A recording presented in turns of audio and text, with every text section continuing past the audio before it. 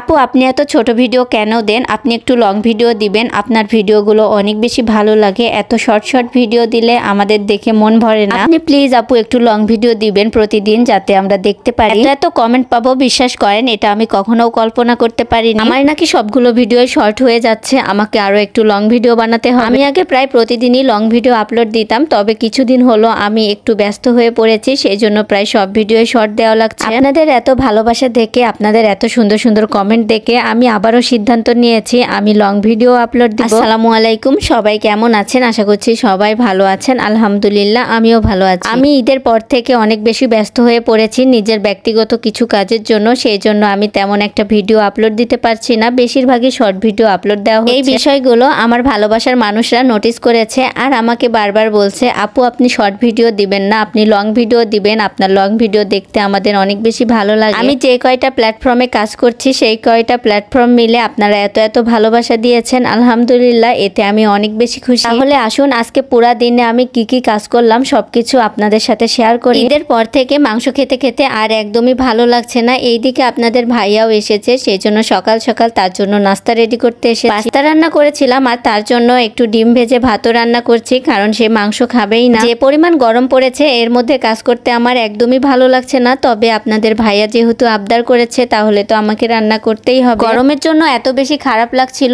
আমি পাস্তা রান্নার কোনো ভিডিও ক্লিপ নিতেই পারিনি, শর্টকাটে রান্না করে চলে গেছি। তবে আপনাদের সাথে ডিম ভাজির ভিডিওটা এর আগেও শেয়ার করেছি আর এখনো শেয়ার করছি। আচ্ছা আসুন এখন আমি আপনাদের সাথে একটা কথা শেয়ার করি। কিছু শুভাকাঙ্ক্ষীরা আমাদের সাথে সামনাসামনি কথা না বললেও পরবর্তীতে তাদের আসল চেহারাটা আমাদের দেখিয়ে দেয়। তাদের ধারণা ভিডিও করলেই টাকা পাওয়া যায়, আর এই টাকাটা আমি পাবো কিনা। আর যদি আমি ভিডিও করে টাকা না পাই তাহলে আমি চলবই বা কিভাবে? আরে আমার শুভাকাঙ্ক্ষীদের কত চিন্তা আমাকে নিয়ে, তাই না? তবে আমি একটা জিনিস ভাবছি, মানুষ কতটা বোকা হলে এই জিনিস নিয়ে কথা বলে। আচ্ছা আমি তো মাত্র কয়েকটা মাস হলো ভিডিও করছি, এর আগে এখন পর্যন্ত আমি চলাচল করেছি কিভাবে চলেছি সবকিছুই তো আমার শুভাকাঙ্ক্ষীরা জানে, তাই না? আর এমন না যে আমি এখান থেকে মনিটাইজেশন পেয়েছি বা ইনকাম করছি তবেই আমি ভিডিও বানাতে পারছি। আপনাদের এই বোকামি চিন্তাধারা দেখে আমার হাসা ছাড়া আর কোনো উপায় ছিল না। আমি তো মাত্র ভিডিও করছি কয়েক মাস হলো, তাহলে এর আগে আমি কিভাবেই বা চলাচল করেছি, কিভাবে খাওয়া দাওয়া করেছি, কিভাবেই বা সবকিছু করেছি। তবে আমাকে নিয়ে এত চিন্তা করার জন্য সবাইকে অনেক বেশি ধন্যবাদ। তবে অতিরিক্ত চিন্তা করবেন না, এতে আপনাদেরই ক্ষতি হবে। একটা কথা ভেবে আমার এত বেশি হাসি পাচ্ছে, দেখুন তারা কত দূর পর্যন্ত চিন্তা করেছে তবে এই কথাটা বলতে পেরেছে। তবে এটা ভেবে খুশি হলাম আপনারা সবাই আমার মা বাবার থেকেও আমাকে নিয়ে এত বেশি চিন্তা করেন। যেহেতু আপনারা এত বেশি চিন্তা করেছেন তাহলে একটা লিস্ট পাঠিয়ে দিচ্ছি, যা যা দরকার এগুলো আমাকে পাঠিয়ে দেন। যেহেতু আমার মা বাবার থেকে আপনারা বেশি চিন্তা করতে, যারা আমাকে নিয়ে এই চিন্তাগুলো করেছে তাদের একটারও সাহস নেই আমার সামনে এসে কথা বলে। দূর থেকে আমাকে নিয়ে এত